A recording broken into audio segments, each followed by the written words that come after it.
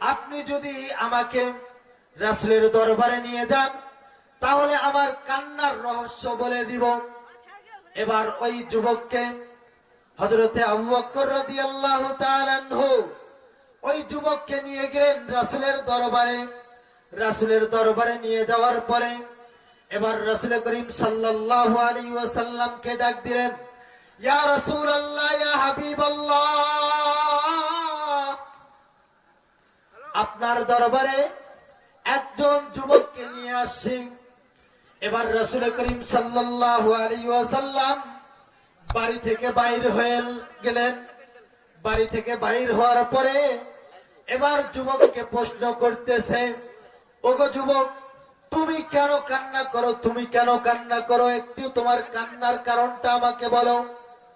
যুবক এবার বলতেছে, ইয়া রাসূলুল্লাহ, ইয়া হাবিবাল্লাহ, আমি কান্না করতেছি এজন্য আমি এমন একটা বড় ভুল করে ফেলেছি যেই ভুলের কোনো ক্ষমা নেই, যেই ভুল আল্লাহ রাব্বুল আলামিন কখনোই আমাকে ক্ষমা করবে না।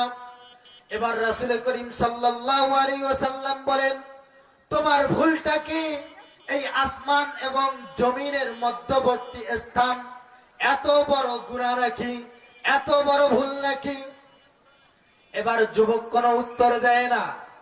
যুবক কোনো উত্তর না দেওয়াতে রাসূল করিম সাল্লাল্লাহু আলাইহি ওয়াসাল্লাম বলেন, ওগো যুবক, তোমার গুনাহটা তোমার উহুদ পাহাড়ের পরিমাণ, উহুদ পাহাড় সমপরিমাণ তোমার গুনাহটা নাকি?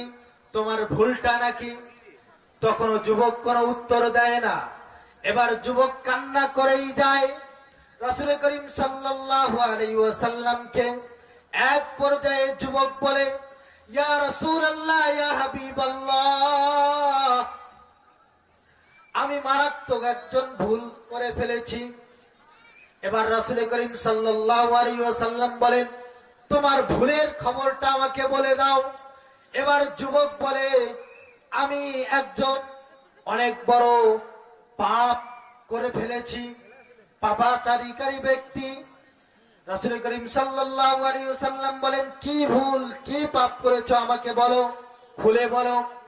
সে বলতেছে যে, ইয়া রাসূলুল্লাহ, আমি এই মদিনার জমিনের মধ্যে যখন কোন মানুষ মৃত্যুবরণ করে তখন ওই কবরটাকে খনন করে আমি কাপড়টা তুলে নিয়ে নেই। এই কাপড় আমার হচ্ছে ব্যবসা। এই কাপড়ের মাধ্যমে আমি রুজির ব্যবস্থা করি। এই কাপড় দিয়ে আমার রুজি রোজগার, আমার এই কাপড়ের ব্যবসা, এই কাপড়ের কাপড়েই হচ্ছে ব্যবসা। এবার যখন এই যুবক এই কথা বলল যে এতটুকুই ভুল নাকি, যুবক বলতেছে, ইয়া রাসূলুল্লাহ, ইয়া হাবিবাল্লাহ, না, আমার এখানেই ভুলের ক্ষন্ত নয়। বলতেছে, এই কিছুদিন হয়, দু একদিন হয়, মদিনার বুকের মধ্যে, মদিনার জমিনের মধ্যে একজন সুন্দরী রমণী, একজন যুবতী মৃত্যুবরণ করেছে। মৃত্যুবরণ করার পরে এই যুবতীর কবরের মধ্যে আমি রাত্রে বেলা গেলাম। যাওয়ার পরে এই কবর থেকে 5টি কাপড় তুলে নিয়ে নিলাম। তুলে নেওয়ার পরে আমার অন্তরের মধ্যে একটা খায়েশ এসে গেল যে মদিনার সুন্দরী একজন রমণী, সে মৃত্যুবরণ করেছে, আমি একটু তাকিয়ে দেখি। এবার ওই যুবক যখন রাসূল করিম সাল্লাল্লাহু আলাইহি ওয়াসাল্লামকে বর্ণনা দিতেছে যে আমি যখন তাকাই দেখতেছি এত সুন্দর একজন রমণী, আমার যৌবনের তাড়না আমি আর টিকে ধরে রাখতে পারলাম না। আমি ওই মাইয়েতের সাথে, ওই মেয়ের সাথে, মৃত ব্যক্তির সাথে আমি আমার খায়েশ পূরণ করে ফেলেছি। সকলেই বলি নাউজুবিল্লাহ। এবার যখন ওই যুবক রাসূল করিম সাল্লাল্লাহু আলাইহি ওয়াসাল্লামকে এই কথাগুলো বলতেছে, বলার পরে রাসূল করিম সাল্লাল্লাহু আলাইহি ওয়াসাল্লাম বললেন, তুমি তো মারাত্মক ভুল করে ফেলেছো, আসলেই তো তুমি অনেক বড় অন্যায় করে ফেলেছো। এই যখন ওই যুবক সে তার নিজের খায়েশ পূরণ করে ফেলেছে, নিজের খায়েশ পূরণ করার পরে সে এবার চলে যাইতেছে। চলে যাওয়ার পরে কবর থেকে আওয়াজ আসতেছে, ওগো যুবক, তুমি এ কাজ কেন করলে? কাল কিয়ামতের ময়দানে তুমি আমাকে নাপাকরত অবস্থার মধ্যে দাঁড় করাবে। এই আওয়াজ যখন আমি যুবক কানের মধ্যে আসলো, আওয়াজ আসার পরে আমি সেই দিন থেকে আজ পর্যন্ত মদিনার অলিগলিতে কান্না করতেছি আর আল্লাহর দরবারে তওবা করতেছি। ওগো আল্লাহ, আমি অনেক বড় ভুল করে ফেলেছি। এবার যখন রাসূল করিম সাল্লাল্লাহু আলাইহি ওয়াসাল্লাম বললেন, যুবক, তুমি তো আসলেই অনেক বড় পাপ করে ফেলেছো, এই কথা বলার সঙ্গে সঙ্গে ওই যুবক সেখানে আর থাকলো না, মদিনার পাহাড়ের মধ্যে চলে গেল দৌড় দিয়ে। দৌড় দিয়ে যাওয়ার পরে একদিন দুই দিন নয়, মাস পেরিয়ে যখন 40 দিন হয়ে যায়, এবার জিবরাইল আলাইহিস সালাতু ওয়াস সালাম রাসূল করিম সাল্লাল্লাহু আলাইহি ওয়াসাল্লামের দরবারের মধ্যে আসলেন। আসার পরে বলতেছে, ইয়া রাসূলুল্লাহ, হে আল্লাহর বন্ধু, আল্লাহর হাবিব, আজ থেকে 40 দিন আগে আপনার দরবারে একজন যুবক এসেছিল।